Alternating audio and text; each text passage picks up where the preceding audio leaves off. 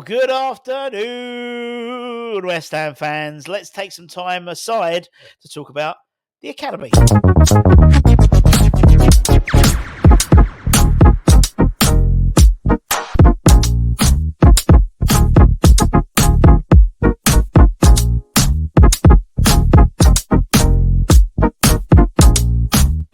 Yes, everybody, Russ on the Western Network. As I said, every week, if you're new to the channel, thanks for joining us. But what we try and do is every week do a separate show just for the Academy. We call it the Academy Show. Highly original. Took us a long time to come up with that title.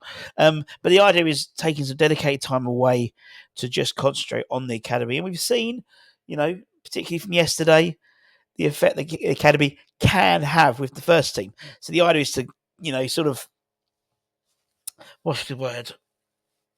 Fuel you up with all the Academy news, players, all that type of stuff. So you are the expert when it comes to the Academy. So when George EARTHY comes on, you already know about him. It's not a surprise. It's not, who is, it's a young guy. You know all about him already. When Caelan Casey comes on, you know about him. That's what we try and do.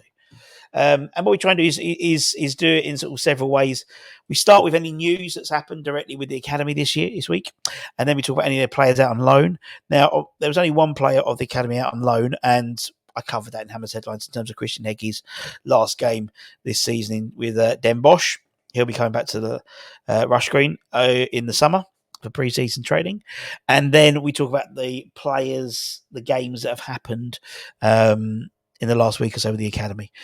So there was a couple of games, both for the under 18s, with the under 21s playing tonight. And we're going to talk about that in a tick. Anywho, let's start with some news. Now, this was something we mentioned last week, but we're bringing it back just so you guys are aware in case you missed it. Obviously, we're coming up to the part now, particularly also with David Moyes, that sort of been cleared up in terms of what's happening next year. A lot of the Academy players, apparently, according to reports, were holding back on signing new deals, or the club offering deals for players because they were not worried, but they were making sure what's happening with the actual first team position, because that has a impact, particularly with the guys in the 21s, in terms of that pathway and a belief whether they could break into the first team, that type of thing. So there will be a lot of players coming and going within the Academy in the next sort of couple of weeks, as contracts and retain lists start happening. Now, one player who's going to be leaving pretty much nailed on now is the under-18 striker, Jerry Amulo. He is he's going to be signing, it looks like, for Crystal Palace on a 2-year deal. He has been on trial with Crystal Palace for a few weeks, and particularly impressive against PSV Eindhoven the other week with a goal and 2 assists in their game, and will be signing for Crystal Palace. Jerry is someone who, we're going to talk about the under-18s in a minute in terms of some of the games that we've played recently. He's got some really good strikers coming through, and Jerry, I think, is just literally slightly below the pecking order compared to someone like Josh Ajala, for example. It's not a detriment to him not getting first team football. I just think sometimes it's, you want to have the best academy. You need to let players go who maybe could get more games elsewhere and maybe aren't fitting into the plans of the current academy setup. And Jerry, good player. I've seen him play a few times, very direct, but I think Josh is a better player, in all honesty. Just, not being nasty, just is. And so I think we'll see, and good luck to him at Palace, and we'll see how he develops into the first team potentially. It hasn't really worked. I mean, yesterday, apparently, I was reading a report about Harrison Ashby, who's apparently surplus requirements now at Newcastle.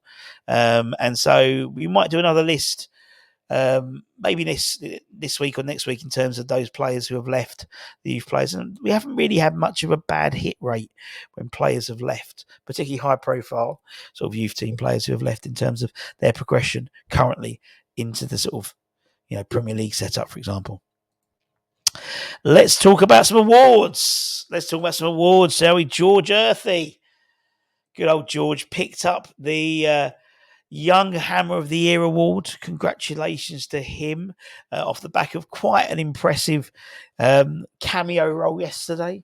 I think within 4 minutes in total of Premier League football, he's been knocked out and unconscious and scored his first Premier League goal. And if you saw the reaction of particular likes of Mark Robson, who has been working with him for several years now, George, you'll see what it means.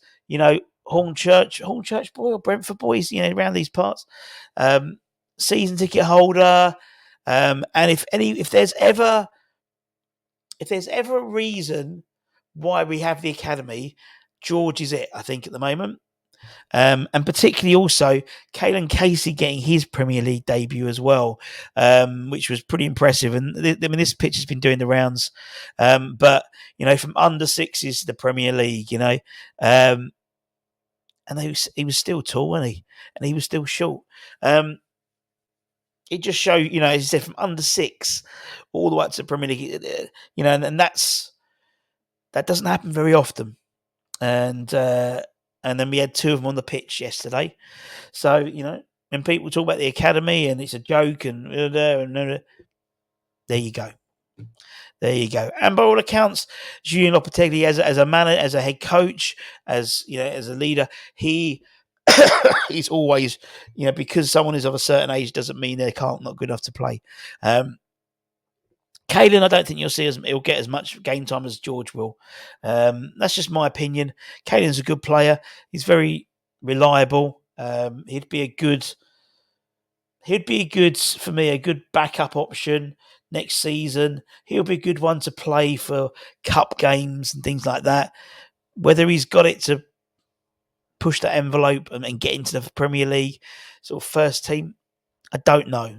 I just think that the pace and I don't know. I hope to be proven wrong, but he's a nice lad. But George has got something very special about him. And there's a number of players. You've seen me talk about Rax lyrically, about lots of players. The likes of Lewis Orford, Ollie Scarles, PK, Marshall, Sean Moore, Junie Robinson, some really good players. Jacob Knightbridge in goal, Heggie, he's some really good players. Another player who won a couple of awards, actually won 2 awards, was Ezra Mayers. Again, another youngster. He's playing a lot of the 21s. He's 18 now. He signed pro deal this year. Apparently, the likes of Bayern Munich and that lot were after him, and he signed for West Ham on a pro deal. He picked up 2 awards yesterday. He picked up the Dylan Tombidis Award and also the Doris Bell Award as well. Prestigious award there, 2 awards there. So nice to see some of the boys get some recognition. On the pitch, for a first team game as well, in terms of Ezra as well. It's great to see, and hopefully we'll see him make an impact next year. He's a very confidence-based player, Ezra is, and when he's got it, he's very good. He's got a massive.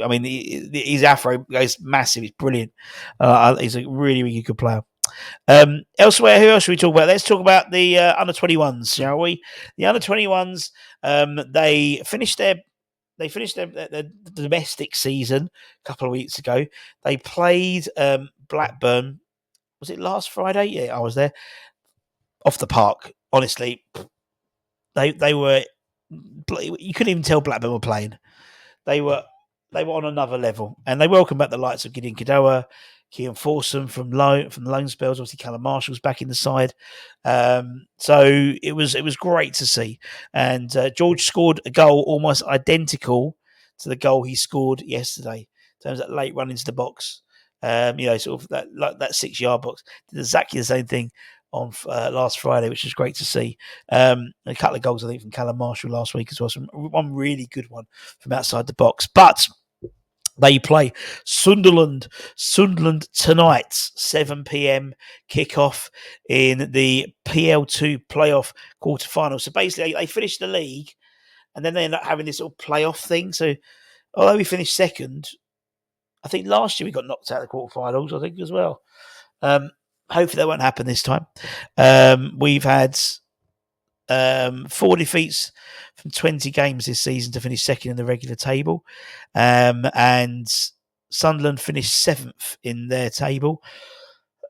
They beat Wolves 4-1 as well on Bank Holiday Monday, and we won 4-1 on the Friday.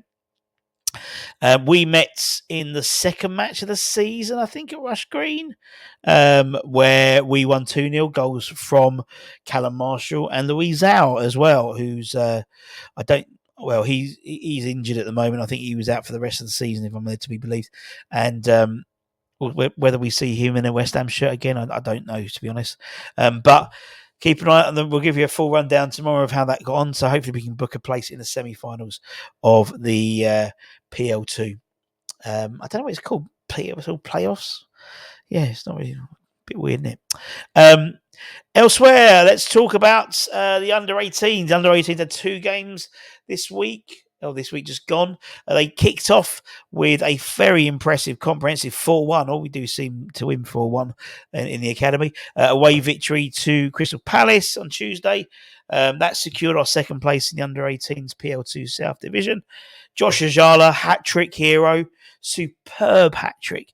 The guy's really good. Really good. Quite... He's not the bulkiest player. He's very tall and very skinny, but very svelte, but very quick. And when a very confident player. When he's on final cylinders, there's not much better to him in the under-18s, that's for sure. And he scored a great goal. And also, sorry, my eye really hurt. Sorry, I do apologise. But yeah, great, fantastic goal. And also, was it? Darren Riggs scored as well, I think. Yeah, I think it was Dan Riggs scored as well, which was fantastic. And yeah, the under-18s have had a great season. Unfortunately, couldn't just finish it off. Just the perfect sort of antidote would have been to beat Spurs in the last game, but they narrowly defeat to Spurs on Saturday, 3-2. Obviously, we'd already guaranteed second spot. Some great goals. Dan Riggs scored a really good goal, and Riley scored a good one. Riley Hagen, some really, really good. He scored from a corner, Dan Rigg, which was quite impressive. And then Harley did the same thing. So 2 goals direct from corners, fantastic. There was a flurry of 3 goals in the second half from Spurs. We almost, got a late equaliser, but not quite, unfortunately. Yeah, it was just funny.